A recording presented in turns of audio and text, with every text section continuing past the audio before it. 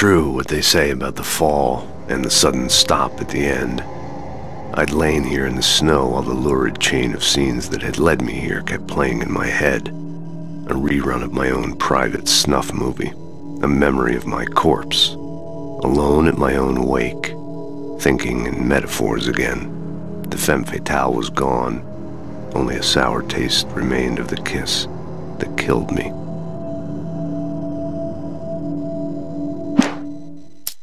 This was a late goodbye. 13 years after I'd gotten my revenge, it had finally caught up with me. It had been a long time to bear the pain. My blood painted the snow red. A gruesome slushy dissolved all the scattered painkillers and leisurely dripped down to the sewer, mingling with the bile of the city, becoming one with it. I can see them now, my wife and my baby. Honey, I'm home. In spite of its human mask, to describe the dark presence as intelligent would have implied human qualities on something decidedly inhuman. Nonetheless, it found the one spot in the diner that was dark enough. Some light spilled into the corridor, ravaging it. But it took the pain. Horrible as it was, the writer would soon fix that. He would be coming to the one place where it still had power.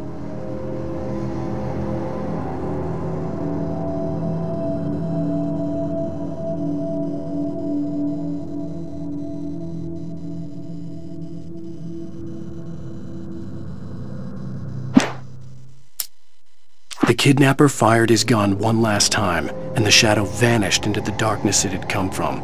See? Nothing to it, Wake. The thought of Alice in his hands was revolting. We stood on the wooden platform of Lover's Peak, the waterfall on the mountain behind us, the lights of the radio mast blinking red in the heights above. I fought with the urge to take a swing, force myself to speak. Let's cut the act now. Where's my wife?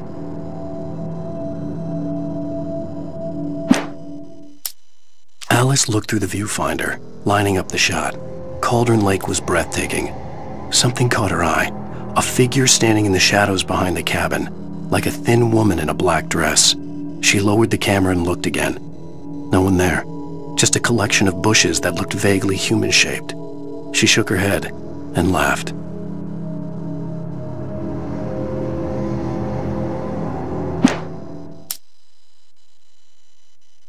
Barry had never gotten along with Alice, but he knew Alan loved her with an almost frightening intensity. And now something had happened to Alice. And here was Al armed with a gun and saying things people got put in padded cells for. It was as if his friend had experienced a massive psychotic episode and was now totally disconnected from reality. It scared the shit out of Barry.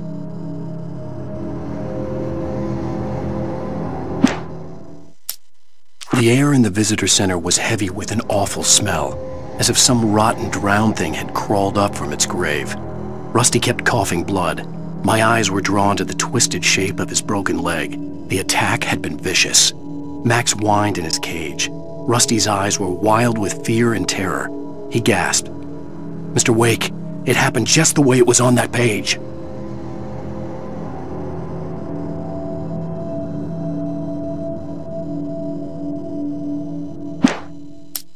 The visitor center was sturdy, but the impact turned the front of the building into splinters. Rusty was thrown across the lobby like a rag doll and hit the far wall hard. It didn't hurt until he tried to move and saw his leg bend the wrong way, felt the broken rib stabbing him on the inside. Rusty howled in pain and fear, suddenly afraid to die alone.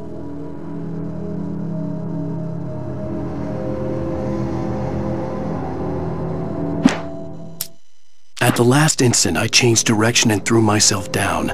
The axe splintered the trunk of a tree. I stumbled into the pool of bright light. My lungs burned. I was too exhausted to move. I tensed as I waited for the killing blow, but it never came. I raised my head. Nothing moved in the darkness beyond. For the moment, bathed in the cold light, I was safe.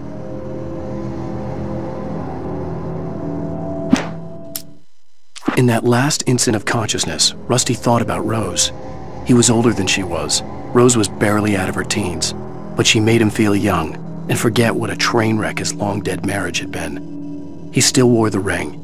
He'd been waiting for her to tell him to take it off. Now she never would.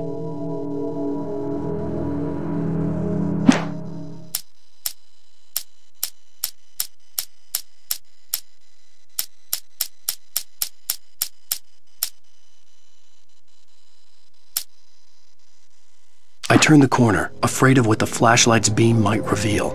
Suddenly, a roughly painted symbol of a torch glowed in the light.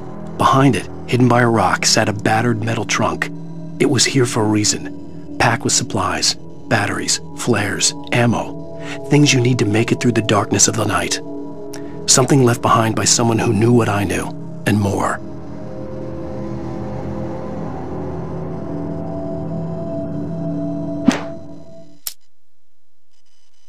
Agent Nightingale didn't want to be in Bright Falls. These little communities revolted him, and he didn't like the trees or the coffee. He now knew that impossible horrors lurked behind the storefronts and smiles. He desperately wanted to turn the car around and just drive until he passed out or ran out of road and booze. But he had a job to do. He had a rider to catch, at any cost.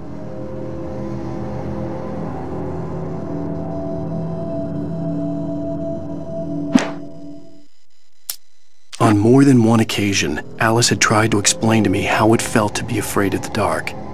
To her, darkness wasn't simply the absence of light, but something more tangible than that.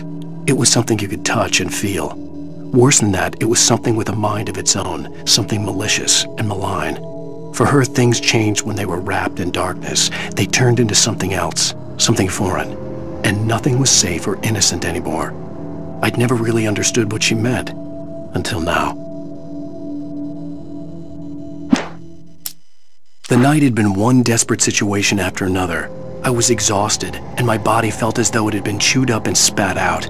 The flashlight was heavy in my hand, and each pull of the trigger sent a painful shock up my arm. But I was finally out of the woods, and things were looking up. That's when I heard the chainsaw. When Barry saw the darkness attack the visitor center, it made him a believer. The men Al said he'd shot, they hadn't been just locals on crank. Somehow the world had changed, like the channel had been switched without warning. You think you're watching a sitcom, and you're really watching a horror show. When the birds started attacking the cabin, Barry wasn't surprised, just terrified. The FBI agent's command froze me in place. I considered surrender. It was all falling apart anyway. I could give in, let someone else deal with it. But it felt all wrong. Call it instinct, his posture, the way he held the gun. He was no friend. Shots ringing in my ears, I leaped for the hole in the fence and stumbled into the darkness beyond.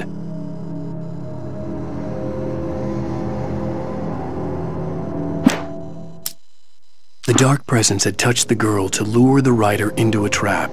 Now it was night, and he lay helpless, drugged, lit only by the flickering of the TV screen filled with static.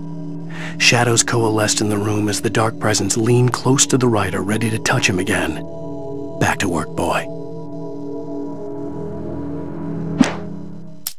Rose knew that Rusty was in love with her, and she liked him too. She liked him a lot. He taught her to dance, and life had certainly taught her the value of a man who was gentle. He treated her well, made her smile, made her feel good. But Rusty wasn't the prince of her dreams, and that tended to underline the unbearable truth. She was no closer to that Hollywood magic than he was. Nobody in Bright Falls seemed to know where Al was, but Rose, the waitress at the diner, had seen him. From what Barry could tell, Al pretty much fell off the face of the earth when he left the diner. Rose was just the kind of fan that Al hated, but she really tried to help. She was smart too, knew a lot about what was going on in the town, knew a lot about Al, even knew who Barry was. Barry liked her. That was no big surprise. When it came to women, Barry and Al rarely saw eye to eye.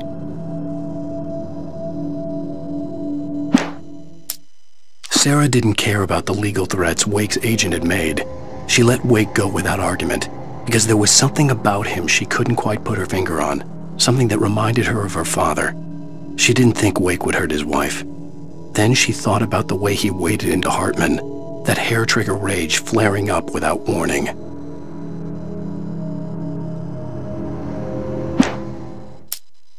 The logging site was a mess. The modular office had been pushed off the cliff. Deputy Thornton climbed up from the wreckage excited, breathing hard from the exertion. Nobody there. It's weird.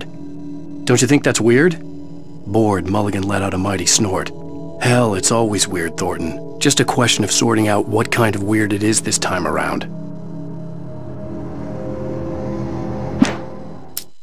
Shadows stirred and the wind picked up as I ran through the forest. I felt the dark presence turning its gaze toward me. Then the moonlight was blotted out by dark shadows that raced violently across the ground, moving too swiftly to be natural. Darkness gathered between the trees and melted again to reveal the taken. No natural path had brought them here. There was no misunderstanding. Cauldron Lake was where Alice and I had stayed, but there was no cabin and no island. I was missing a week. What had happened to me? What had happened to Alice? I had to get her back. I couldn't face life without her.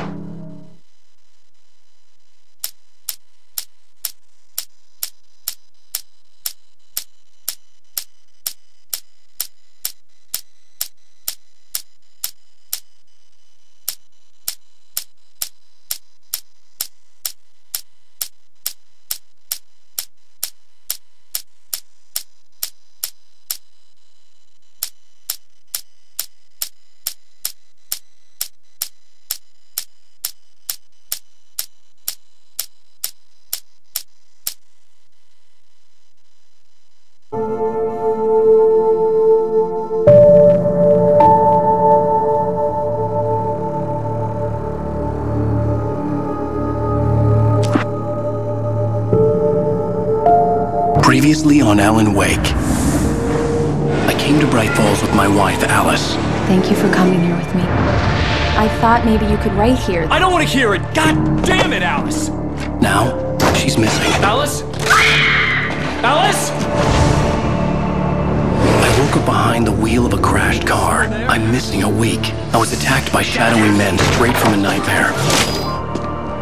The sheriff took me to the lake Alice and I had stayed at, but the cabin had disappeared.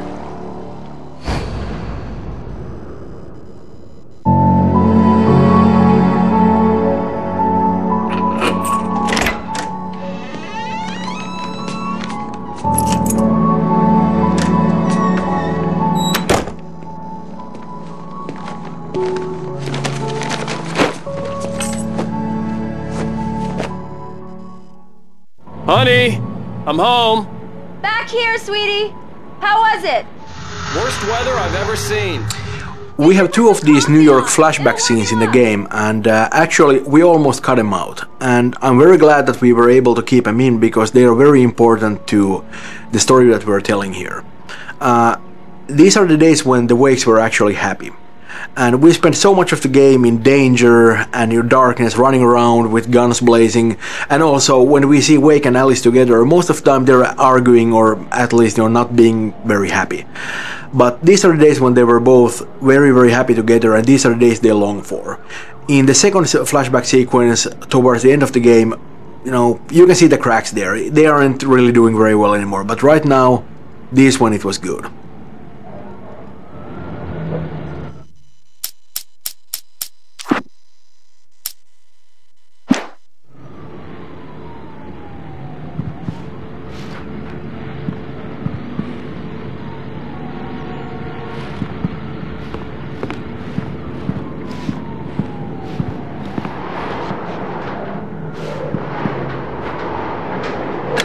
Coffee's on. Great, thanks. I'll need it if I'm gonna finish this by tomorrow.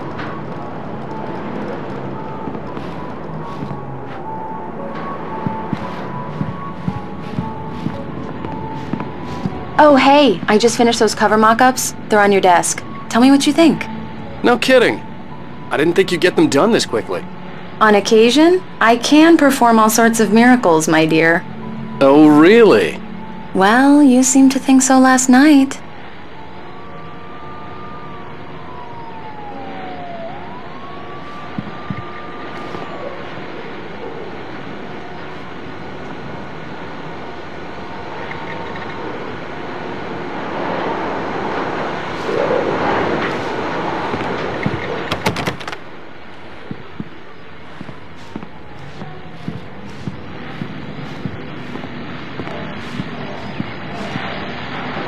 These look really good. Oh, sure, until Barry gets his hands on them. Which, by the way, will happen over my dead body. The last time was the last time. Oh, and speaking of Barry, he called. Alan! Alan, please check the fuse box. I'm right here. I'm on it, honey. Please hurry. I'm right here, baby. I'm fine. Just get the lights back on. Now, please.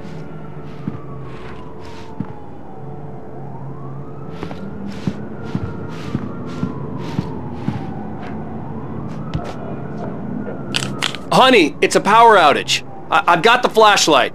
Okay. Hi. You okay? I'm sorry.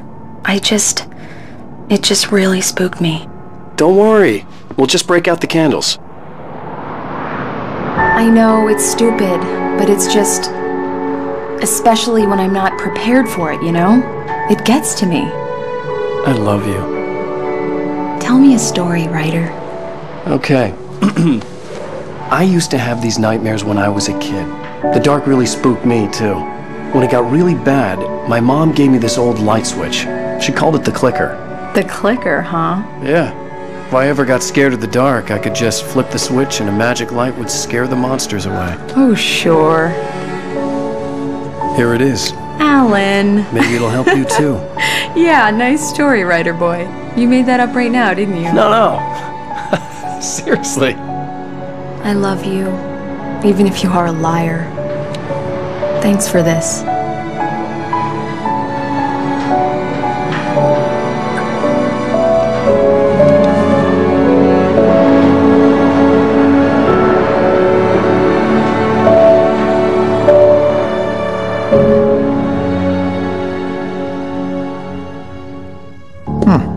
How do you feel, Mr. Wake? Any nausea, disorientation, anything like that? Mr. Wake, how are you feeling?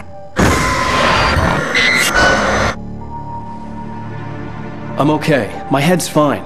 I had to lie about my headache and memory loss. He'd send me to a hospital for tests. I couldn't leave without Alice. Very well. I don't think you have a concussion, but you've obviously been through quite a shock. You should take it easy for a couple of days. Thanks. Well then, Mr. Wake, we're done here. If the pain gets any worse or you experience any other symptoms, you should come see me. I'll let you get on with it then. Sarah, Sheriff Breaker, is waiting for you. She's very good at her job. I'm sure she can locate your wife in no time. Doc Nelson was the image of a small-town doctor. Sheriff Breaker had called him to the station to take a look at the cut in my head.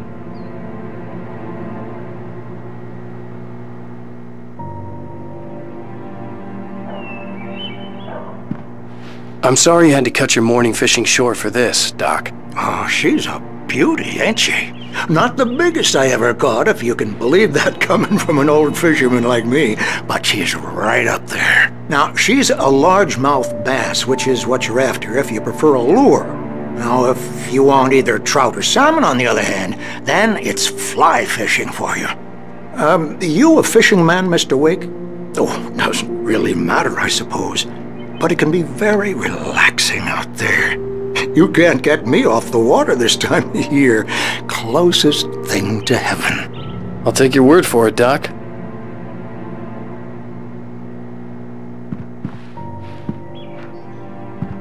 I believe you'll find the sheriff in her office. Just go down the corridor.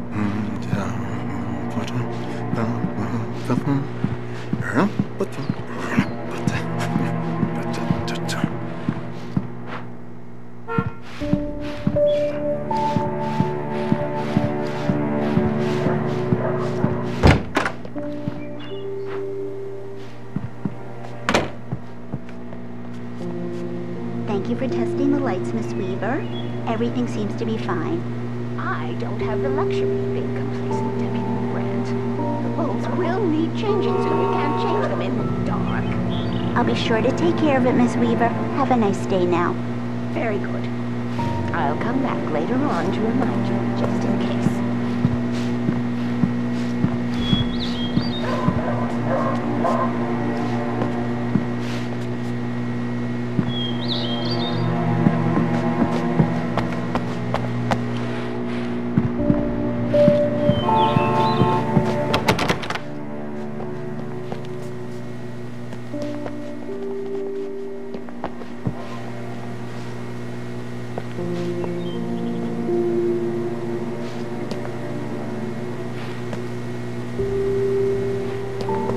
Mr. Wake, the sheriff is waiting for you in her office down the corridor.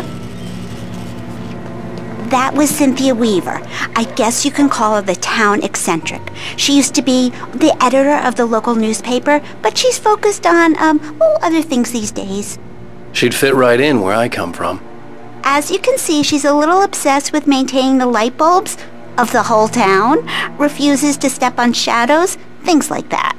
Back in her day, she wrote about all sorts of weird things in the paper. Bright Falls has a colorful history. Of course, what small town hasn't?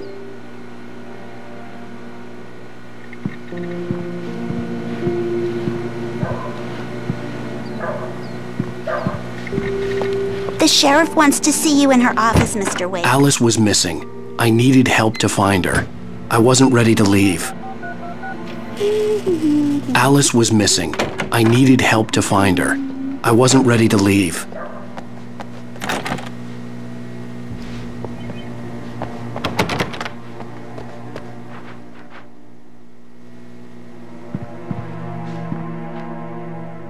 Yeah, it's Mulligan here. I'm at Stucky's gas station with Thornton. There's no sign of him. Over. Wait. Yeah, this is Thornton. Look, we've located the parade float. It's here. That's some good news, right? Stucky was supposed to be driving it at the rehearsals today. Over. Oh, give me that. Mulligan here. Looks like someone really thrashed the garage. Over. Okay, roger that, guys. Keep looking for Stucky. Jane's out.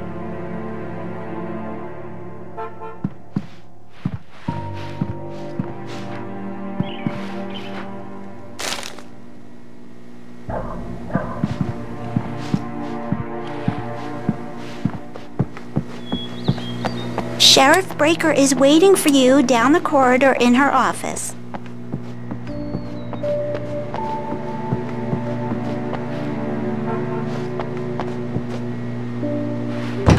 Come in, Mr. Wake. Your phone's on the desk. The battery was dead. It's charged now.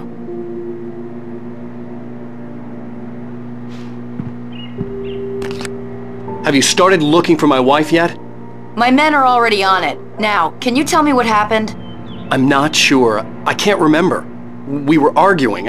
I walked out of the cabin. The cabin on Cauldron Lake? How did you end up at Stucky's gas station? I wanted to tell her what had happened last night, but I couldn't. She'd lock me up. Excuse me. I need to take this. Hello? Alan, please help me. Alice? Stop talking to the law. You'll do exactly what I say if you ever want to see your wife again. Who is this? Go to the back lot. There's a hole in the fence on the left. Look inside the junker. I left a little something there to convince you we're all on the same page here. After you ditch the cops, you're gonna meet me in Elderwood National Park. There's a spot called Lover's Peak. Midnight. Don't do nothing stupid, pal. We're watching you.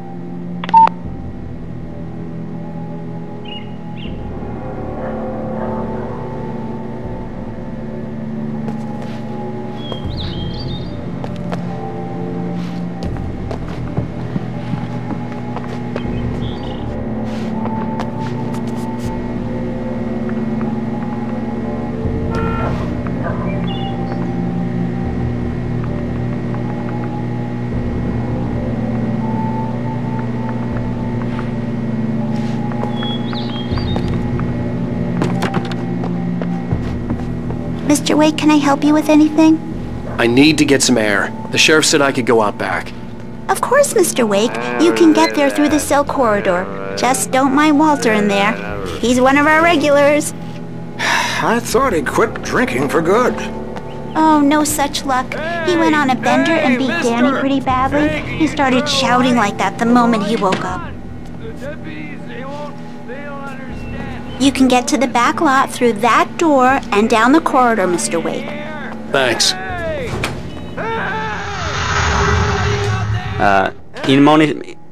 In many small towns, life is peaceful and not that much happens that really requires police intervention. Such is the case with Bright Falls also. And the sheriff station is really a friendly, almost cozy place. Indeed, the jail cells are more often used to sober people up than holding anyone for a longer period of time.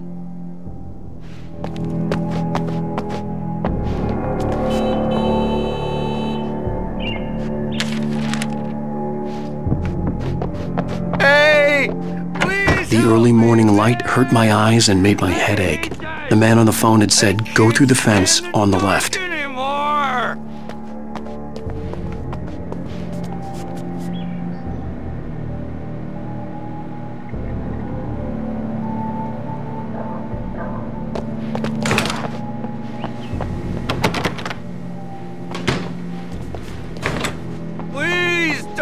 The caller had told me to find a hole in the fence behind the police station. There was something for me in an abandoned car.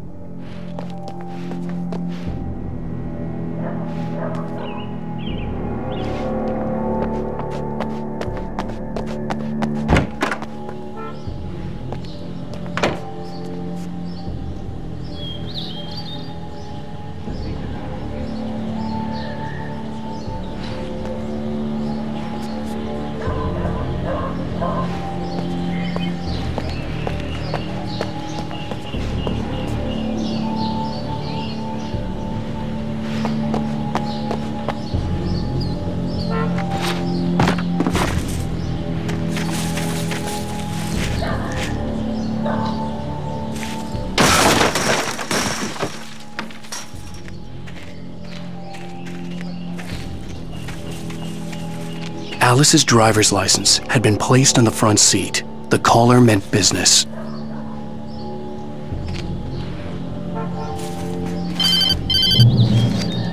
Barry? Ow! Ow! Thank God! Where the hell have you been? I've been trying to reach you for a week, you and Alice. Oh, I've been worried sick. I flew out yesterday. I'm here in Bright Falls. Barry, listen to me. I'm at the sheriff's station.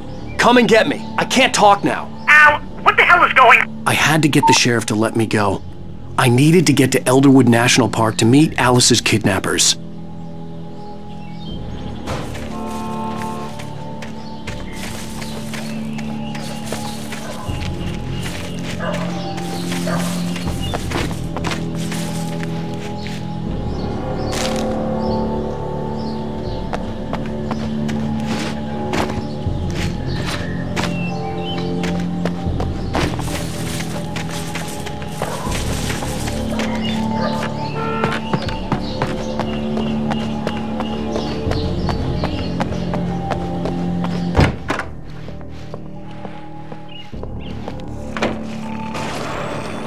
A writer is a light that reveals the world of his story from darkness, shapes it from nothingness.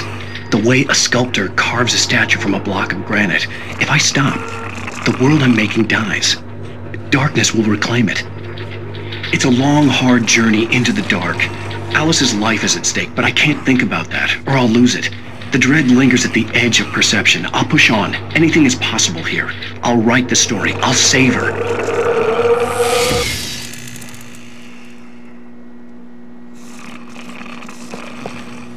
Marvelous, Sarah.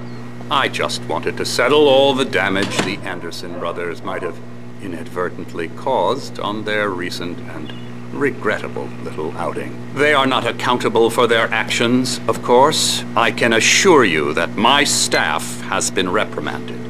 Tor and Odin never caused any trouble to anyone when they were still living at their farm. Indeed. All we can do is to slow down the progress of their dementia. Are you feeling any better, Mr. Wake? I'd like to leave. Am I free to go? Well, we still need to talk about... Am I under arrest? No, of course not. But I need to know where you'll be staying so I can get in touch with you. I'd avoid the motel. The Majestic is known for its roaches. The cabins at Elderwood are pretty nice, though. That sounds perfect. I'm Dr. Emil Hartman. I'd like to invite you to stay at Cauldron Lake Lodge. Did you talk to my wife? I had the pleasure of discussing your situation with her on several occasions. Did you set something up with her? I invited her here. My clinic is a place where... Oh, hey! Oh, my! Take it easy. Hey, nobody move! Get your hands off of my client! Who are you? I'm Barry Wheeler, his agent. If you have business with Mr. Wake, you talk to me. You yokels won't know what hit you once I sick my lawyers on your asses. No harm done, Sarah. I'm all right. I don't want to press charges. Mr. Wake, my offer still stands. Get me out of here. What the hell was that about, Al? We don't need a replay of that thing with the paparazzi. I thought they were gonna lock you up. I had to talk to someone. I told Barry everything. He thought I was certifiable, but when he heard about the manuscript, I had him. The fact that I'd written something, even if I couldn't remember it, was enough for him. He smelled money. And he believed that Alice had been kidnapped. Anything beyond that was another story. I had a midnight appointment with the kidnapper in a place called Lover's Peak, somewhere in Elderwood National Park. The plan was to rent a cabin. I don't like it, Al. I don't like any of it. It's not good. In fact, it's the absolute opposite of good. Mr. Wake! Barry, you found him. Hi, Rose. Oh, wow. I was just thinking about you, too. Great. I was just bringing Rusty some coffee. He's on the balcony, looking after Max. Poor thing. I really need to go. Great to see you again, Mr. Wake. Later! Who's Max? What an airhead. Jeez, Mr. Takes a swing at everybody. This is not her fault. She's a very nice girl and, more importantly, a fan.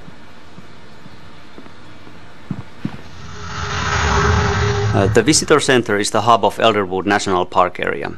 It's a place where you can get information about the local wildlife, directions if you are going out hiking in the forest, or keys if you are renting one of the cabins in the area. It also has a nice cafeteria which looks out into the forest. It's a bright and beautiful place to stop for a while and have a cup of coffee, but it's also filled with lots of stuffed animals and mammoth skeletons and so forth. So it's not really a place that you'd want to visit at night time, which is what you will be doing.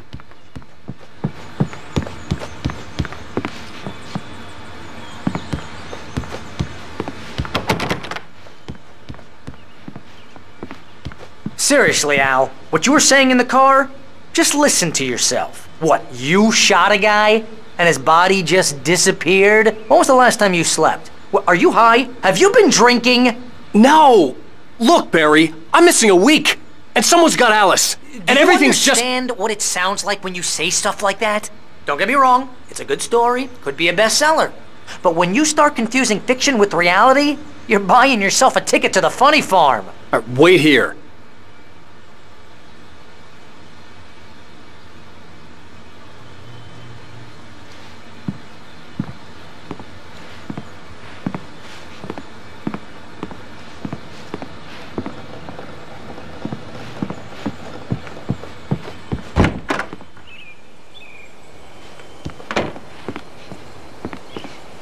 Easy there, boy. I'm almost done. Hey, Rusty, right? You're at cabins. Oh, Mr. Wake. I'd shake your hand, but mine are kind of full here. Actually, I'm sorry about this. Would you mind grabbing the registration form from the desk? It's just across from Bucktooth Charlie. Okay, sure. What happened? Crazy poachers. Max here got his foot caught in a trap. They're illegal to use here. Hell, you're not supposed to hunt within the park at all. But that doesn't stop some lowlifes. Well, at least Max is gonna be okay. He got lucky. Max is still groggy from the shot I gave him, and I'd rather not leave him alone just yet. The form's on the desk across from the mammoth skeleton.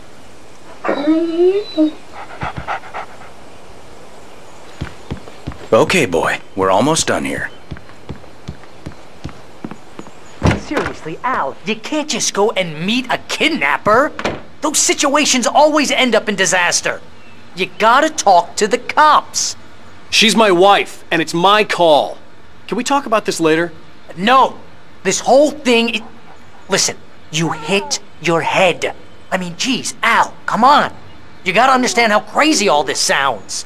If you're trying to pull a joke on me, freak me out, it's working. Ha ha, let's have a laugh on Barry.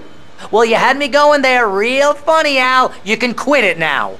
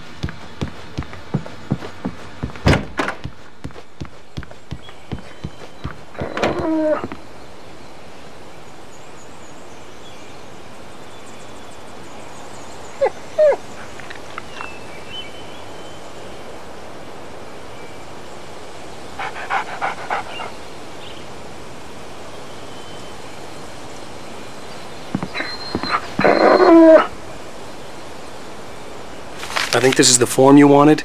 And here are the keys. Okay, you're all set, Mr. Wake. Glad to have you staying here. Thanks. Can you tell me how to get to Lover's Peak? Oh, sure. It's at the end of the nature trail. Just follow the paths, you'll get to it eventually. It's an easy walk. Nice spot, too. If you have any trouble finding it, just keep your eyes on the radio mast. It's right below that. Oh, and hey, if you take a walk in the woods, watch your steps so you don't end up like Max. I guess I'm a little worried. We got a bunch of campers out there we haven't heard from. It's not like these people are on a schedule, but with the traps, well, you know. I just don't want any trouble. Right, thanks.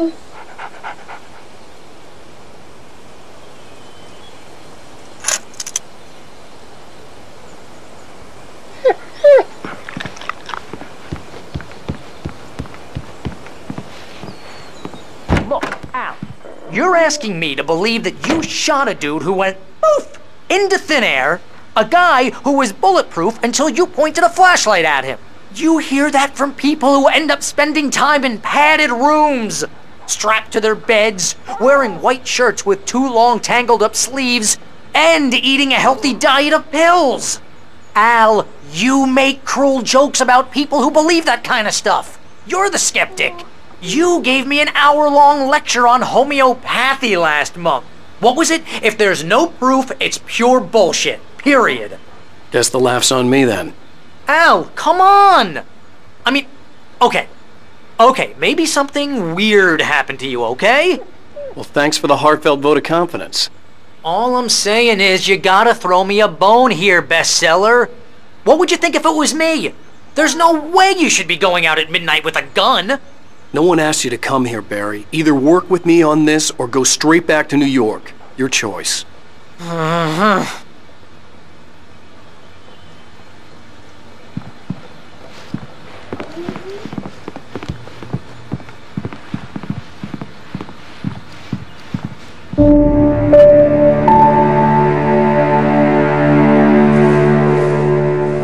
That's just crazy talk, Al. Al? We should go to the sheriff or call the FBI. Damn it, Barry, they'll kill her! This is not a goddamn debate, Barry. I'm going to Lover's Peak. He said to come alone. Okay then. I understand. You're my best friend and I'm worried that you're not right in the head. Tell me what to do to help and I'll do it. You stay here, and if I'm not back by morning, call the cavalry.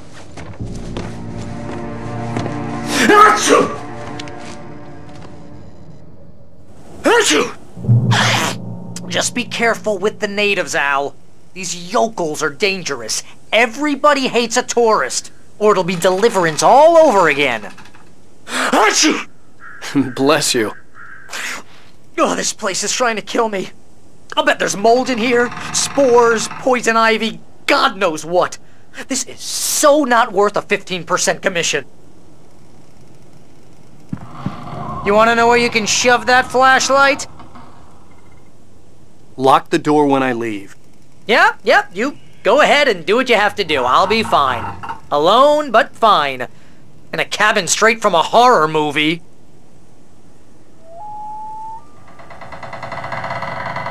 Watch where you point that thing, Al! Barry is a very funny character to write, and frankly, a big part of that is Fred Berman, who does Barry's voice.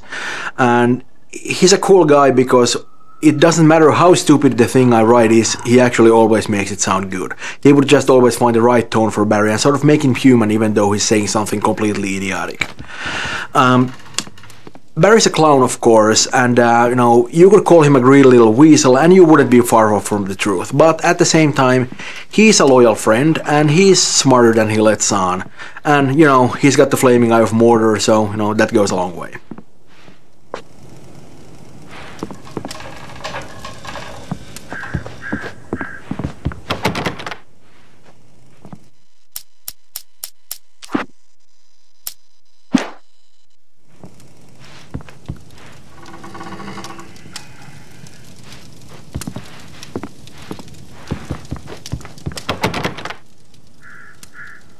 Real funny, Al. Real funny. Ha ha! Thank you. I'll just sit here in the dark till you come back. Or until I get eaten by a grue.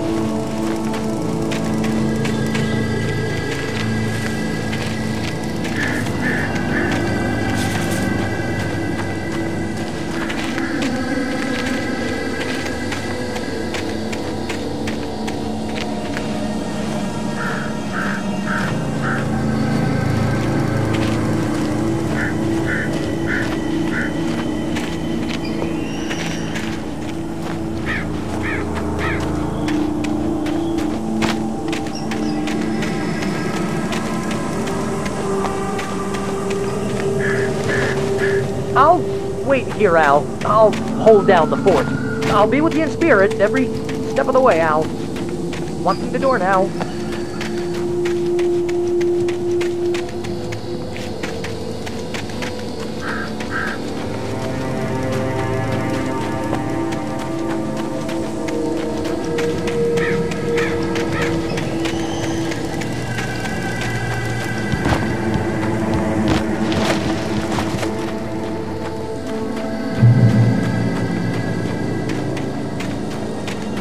I knew I should have gone to the cops. This wasn't the smartest thing I'd ever done, but I was still angry with Barry for trying to talk me out of it. These people had called me right in the sheriff's station. The cops wouldn't scare them, and they had Alice.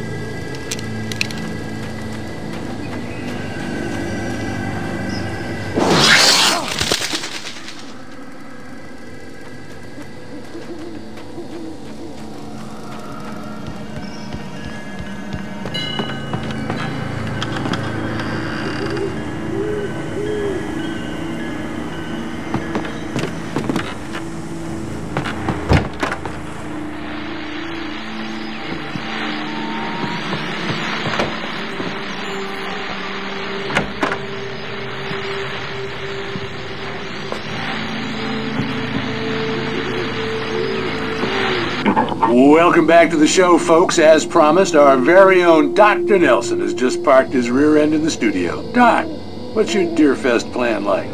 My plan? You make it sound a lot more organized than I ever seem to manage.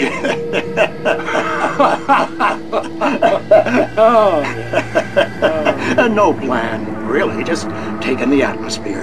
I'm getting a little too rickety to do much more than that, you know. Oh, tell me about it. No sack race for us older gentlemen, huh? Yes, exactly, Bat. But I'm going to check out the parade, of course.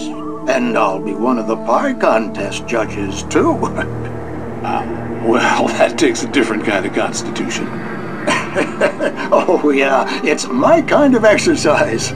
Now, Doc, seriously, you're in pretty good shape, though. You're the outdoors type. I know for a fact you're an avid fisherman. That's right. Matter of fact, just caught a heck of a largemouth bass early this morning. But you're not taking part in the fishing contest?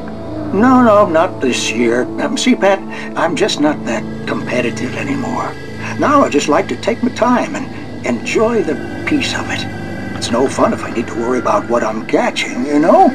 Well, considering your track record, the participants are probably pretty happy you feel that way. Well, Pat, that's kind of you to say.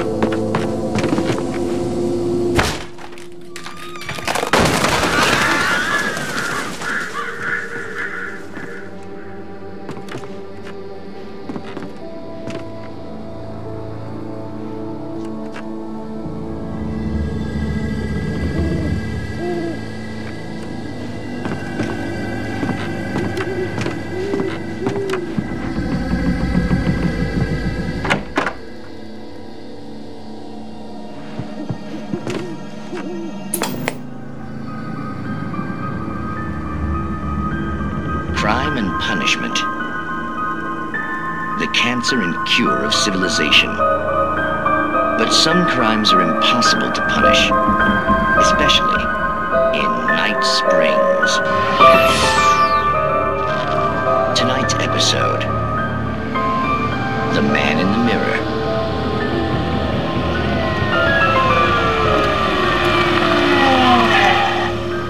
He's inside, Agent. He's a weird one. So, you're confessing to killing that guy, huh? Why? Had it coming? Yeah, but why would you do that? I mean, you're a nice guy. Normal.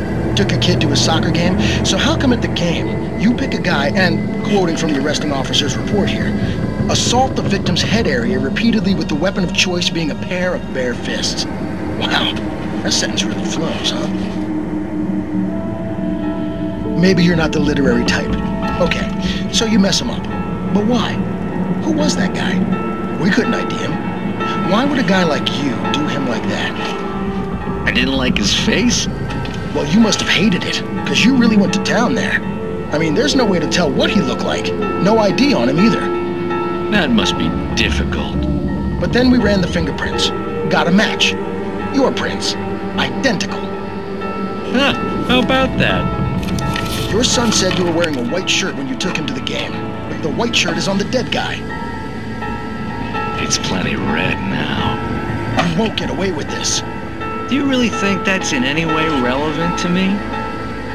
I had plenty of time to talk to my boy before the cops arrived, you know? He won't stop screaming, am I right?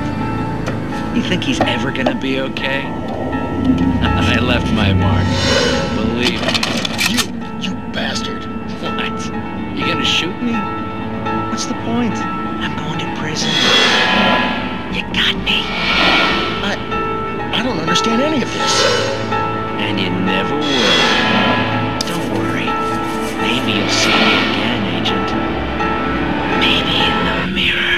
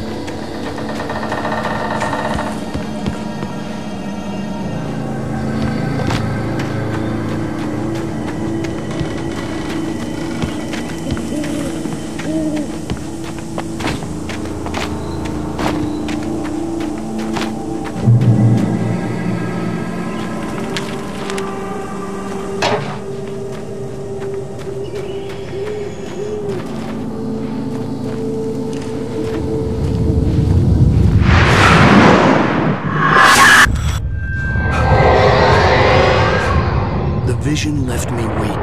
This was no head injury. Rusty, damn. Rusty, hang on! I'm coming! Please, help me!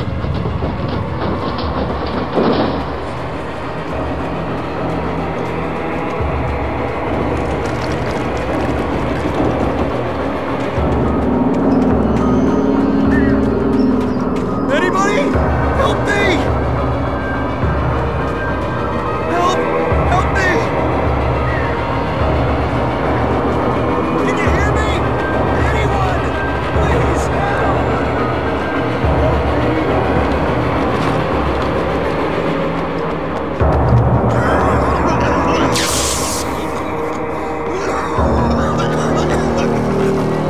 Hello? Help me! Somebody back here! I'm back here! Hey, please help me! The ranger's office was locked. I'd need a key to get in. I'm here! I'm hurt! I can't move!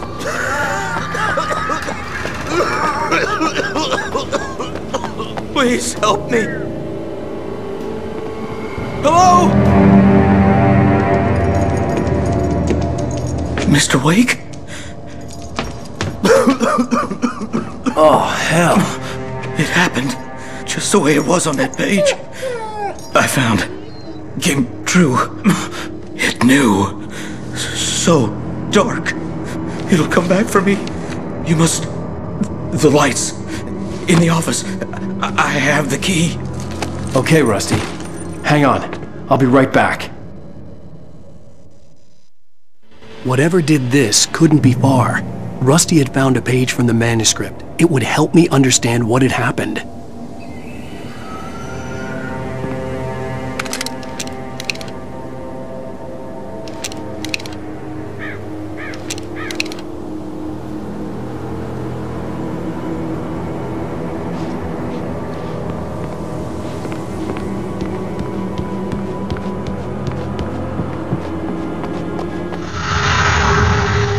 The only way to make sure that Rusty was safe. Right now Rusty's still alive, but you know that's not gonna last for long. He's a couple of minutes away from being turned into one of the Taken. You know, and we worked on Taken for a long while, and when we initially started to build the concept, the basis was on serial killers from comics and movies. Right. We wanted them almost seem like immortal enemies, and they always turn up where you least expect them. Yeah, and they seem kind of mindless. Well, that's because the dark presence just sort of strips away everything away from them. It just leaves this empty shell and fills it with darkness and sort of throws them at you. They're really about aggression, and they don't really do subtle. And that's exactly why we love the melee weapons, right?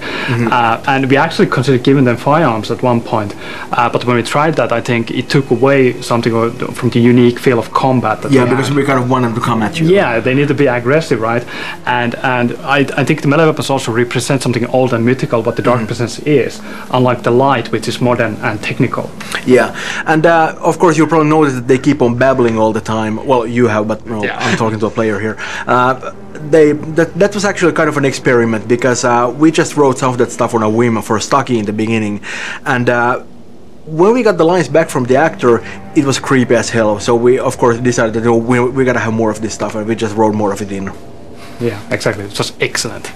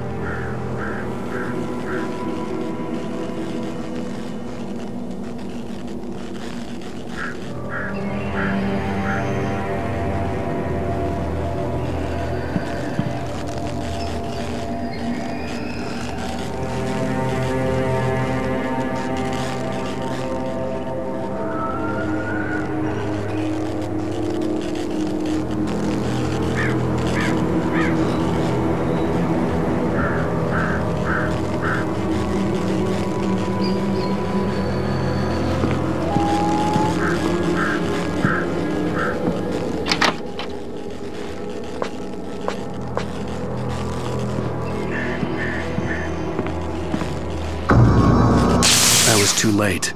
Someone had destroyed the circuit breaker. There was no way to get the lights back on.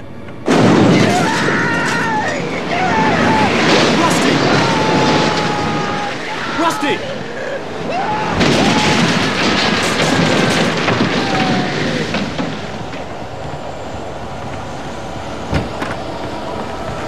The ground was covered with oily patches that looked like liquid darkness.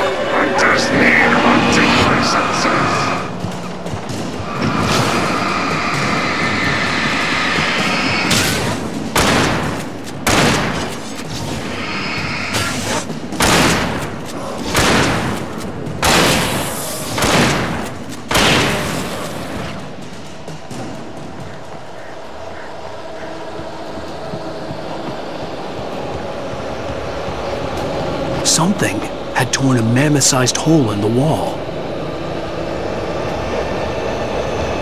Please don't feed the animals. Fishing is only permitted for those visitors who purchase a park fishing license. Obey the park ranger's instructions at all times. Rusty? Rusty, no! Never approach closer than 100 yards. To bears and wolves, never approach any other wildlife closer than 20 Pets must be leashed. Never leave your pet unattended.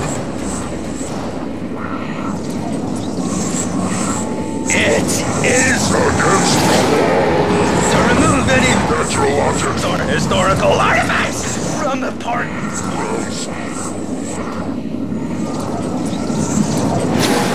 This includes even humane or even simple berries.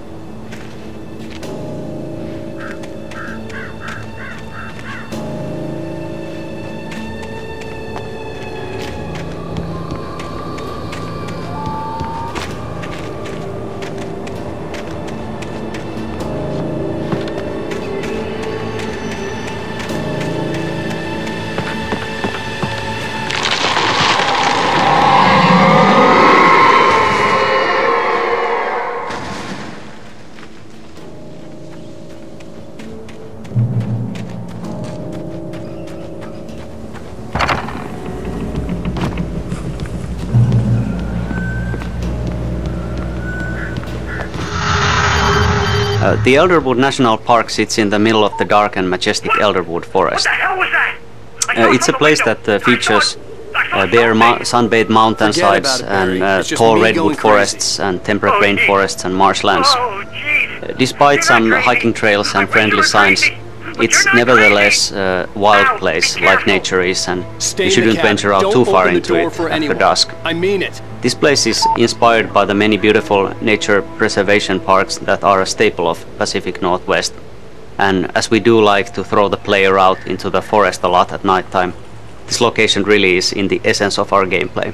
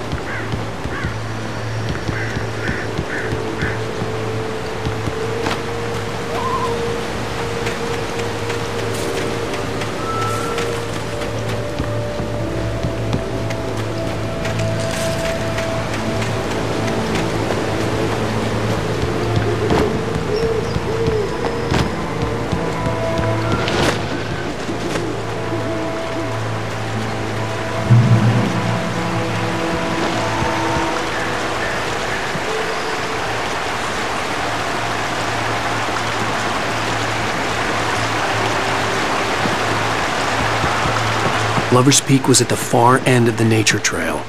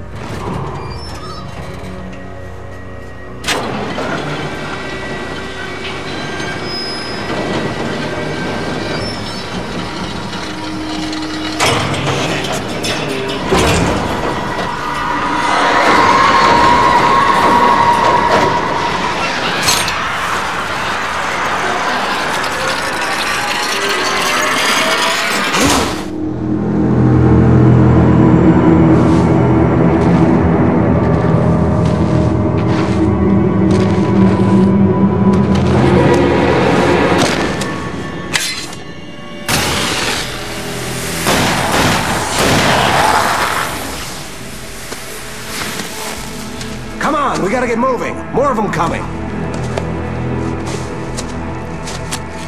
That flashlight's kid stuff. The flares will keep the bastards away.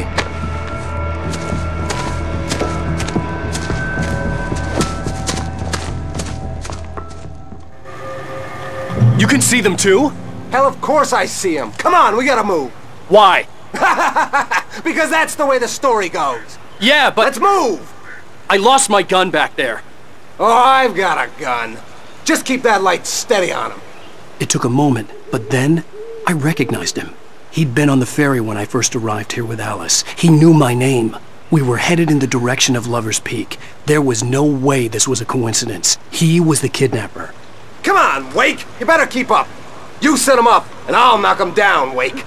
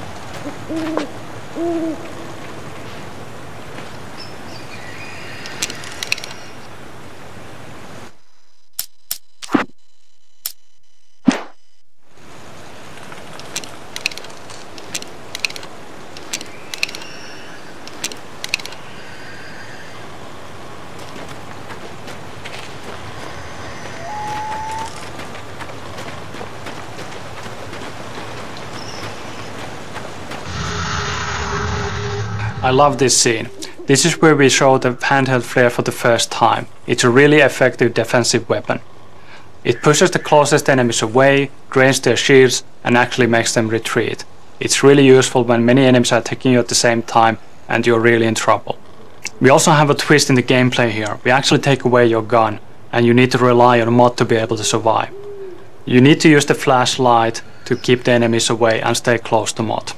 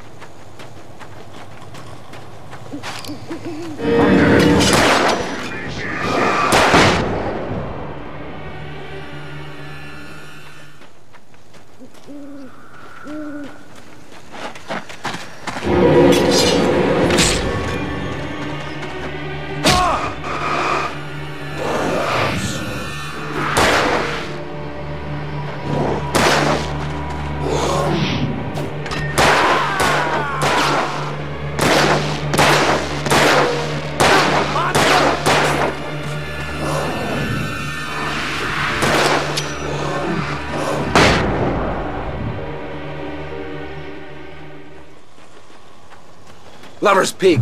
Right up these stairs, Wake. Use the flares from the emergency box to hold them off while I get these boards off. Give me the gun. Yeah, no can do, Wake. Are you kidding? Give me the gun! No time for back talk. Hold them off, damn it!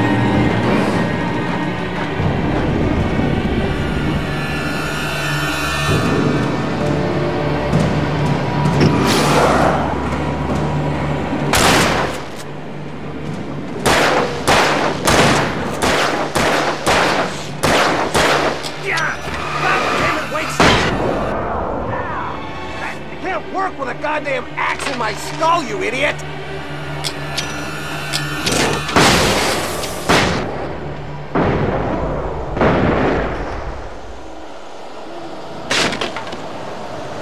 Get some light on those bastards! That'll keep them off us!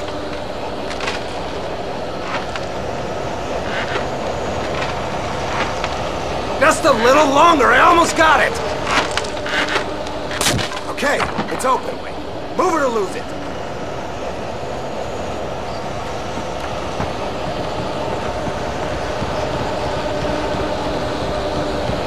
Oh, you feeling better now, Wake? All cozy and safe.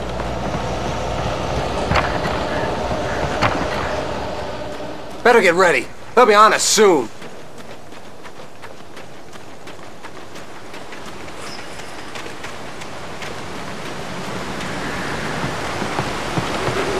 This is it, Wake. The last stand.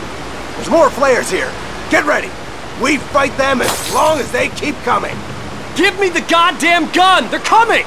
That's not how this goes. Get with the program, Wake. Fighting me! Like that, boy? Get some!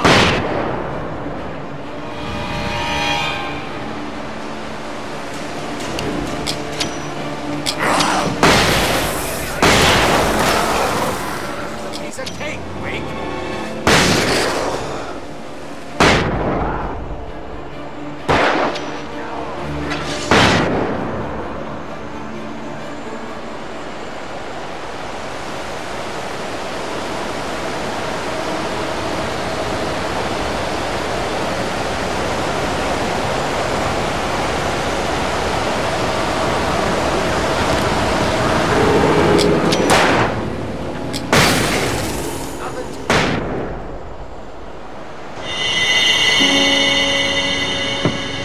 Let's cut the act now. Where's my wife? I knew you were gonna say that. I read it all before. You're a hell of a writer. Congratulations. You're gonna bring about something glorious and terrible once we get you some proper editorial control. What the hell are you talking about? Where's Alice? I want the entire manuscript, or she's gonna suffer bad. You touch her...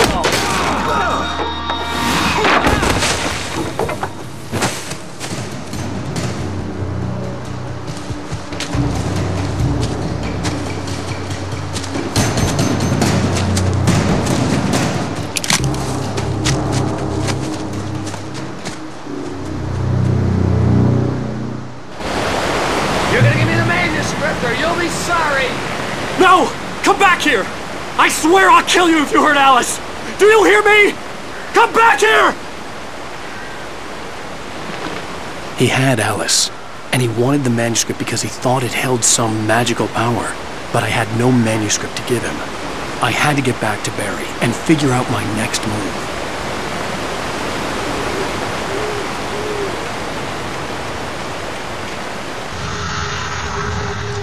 Shaping this area of dark foggy forest into a playable area has been challenging. We wanted to give the player the impression of being lost without making the navigation ever annoying.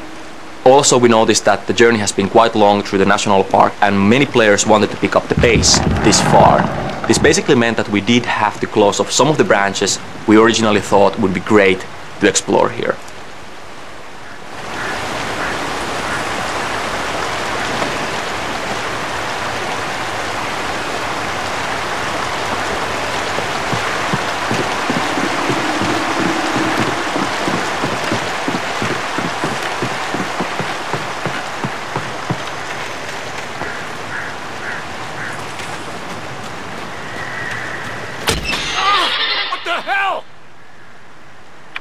Rusty had warned me about these traps. It hurt like hell. I was stuck.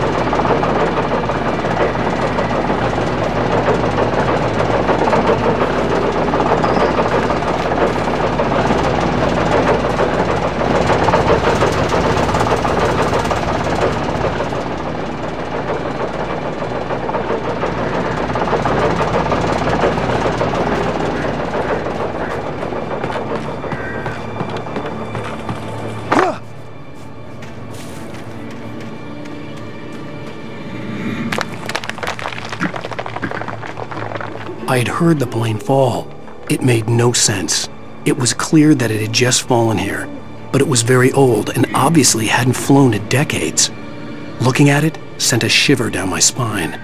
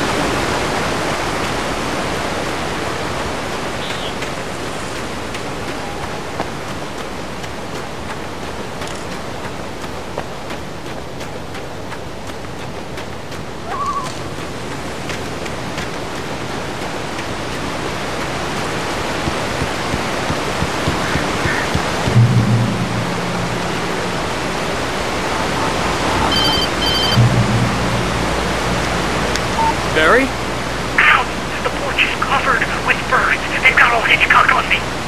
Stay out of sight. I'm on my way. Don't open the door. What am I, crazy? Stay hidden. I'll be there soon. Just make sure you keep the lights on.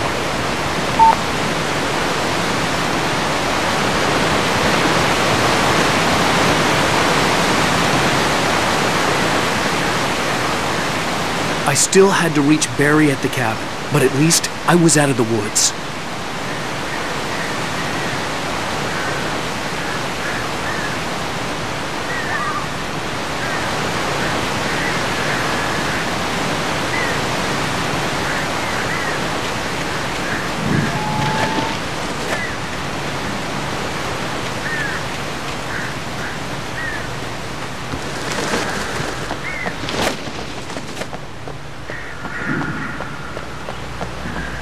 I'd have to get the car from the locked garage.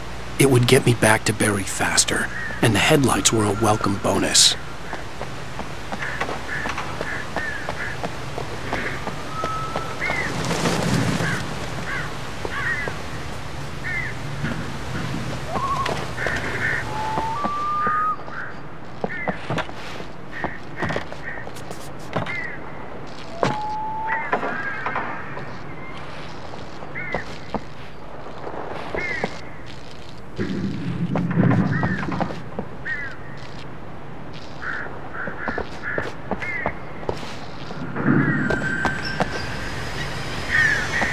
I had to find the key to the garage.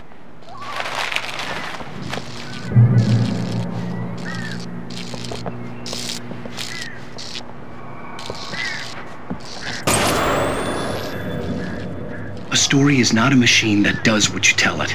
A story is a beast with a life of its own.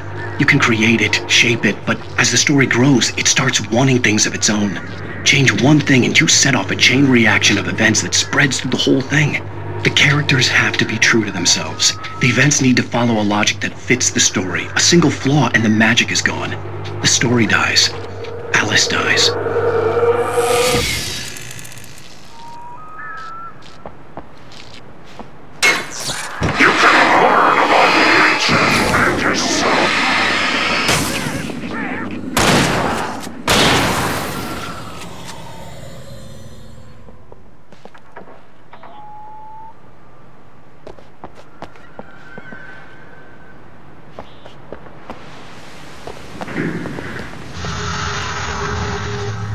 Here we have the first driving scene. The vehicles were originally designed to be used as weapons against the dark forces. The headlights are used to burn the darkness away, and you finish them off by driving over them. Along the way, vehicles became a more important part of level design, and scenes which use vehicles are clearly differentiated from basic foot combat sections.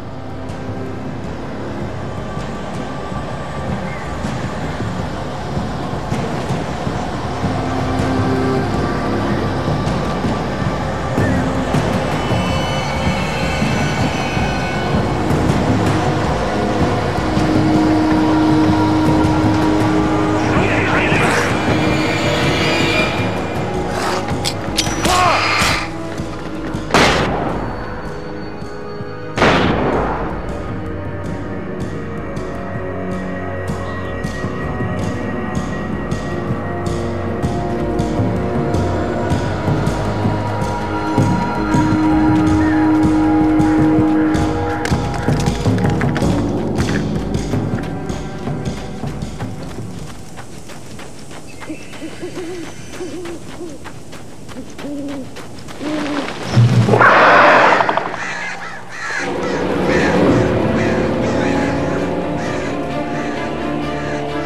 flare gun was probably the best weapon I could imagine against the dark things I was facing.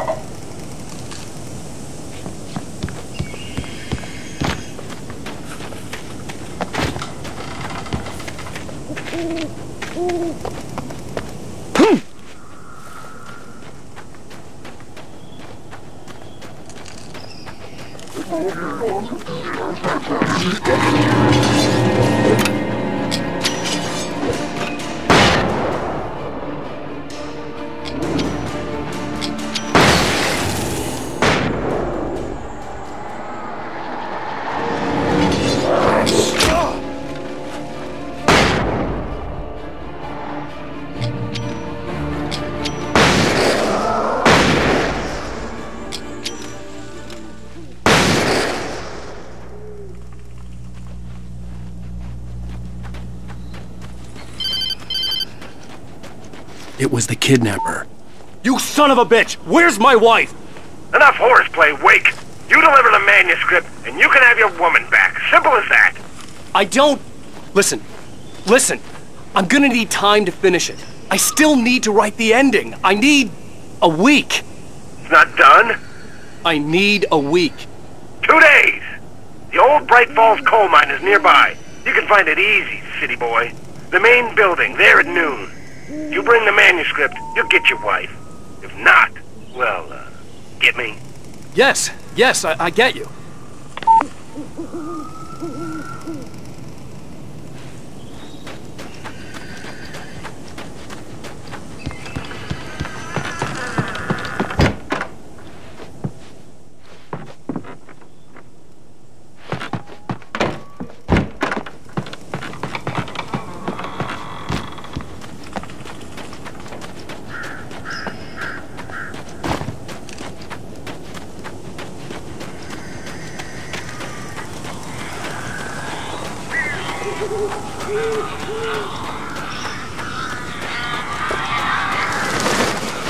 Barry had talked about birds over the phone.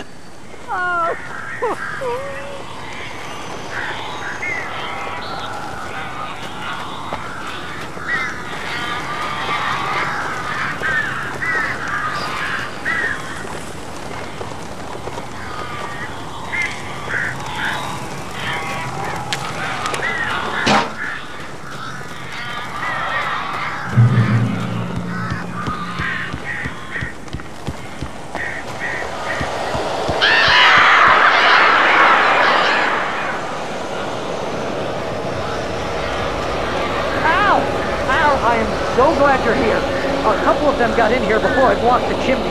This isn't normal. These birds are weird.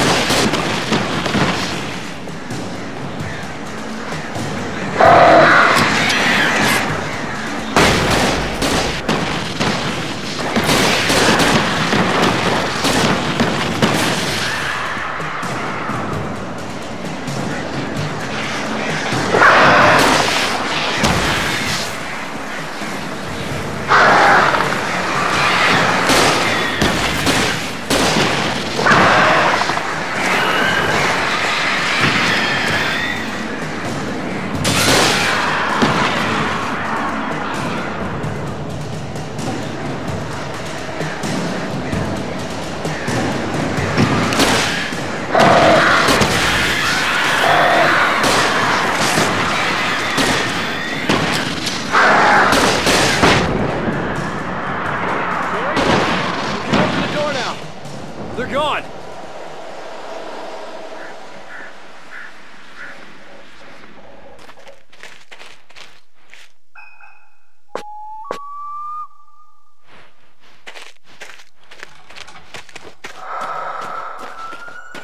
Hey, Al. I'm sorry for thinking you were having a psychotic episode, man. I sent Barry to the town to ask around about a man fitting the kidnapper's description. He'd go through the archives of the local paper. Perhaps he could learn something.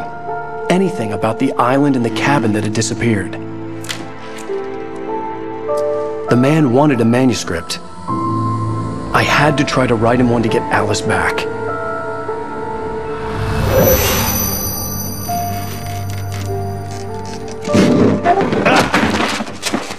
For me, the supernatural had always been nothing but a metaphor for the human psyche, a tool to use in writing fiction. Now, it was happening for real, and I couldn't put a single word on paper.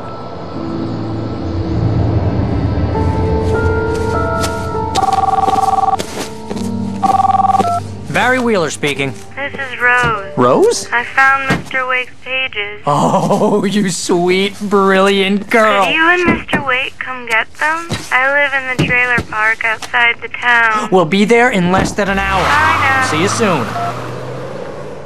Have a great day. Hope you come back soon. Welcome to the Oh Dear Diner. Good girl.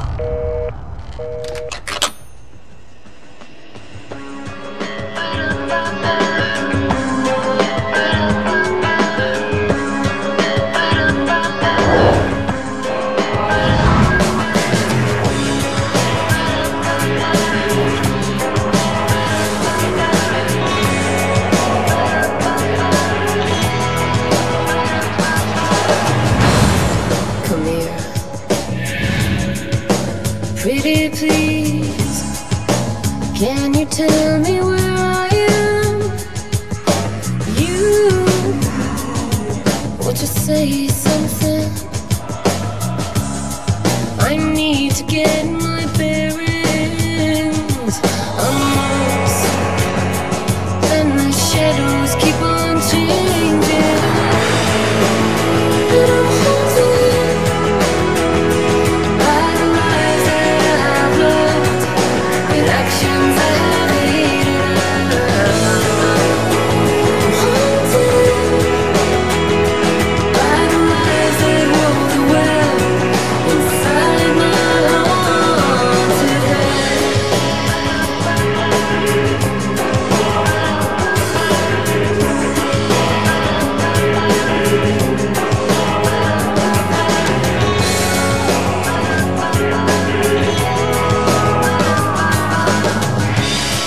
Don't cry, there's always a way. Here in November in this house of leaves we'll pray. Please, I know it's hard to believe.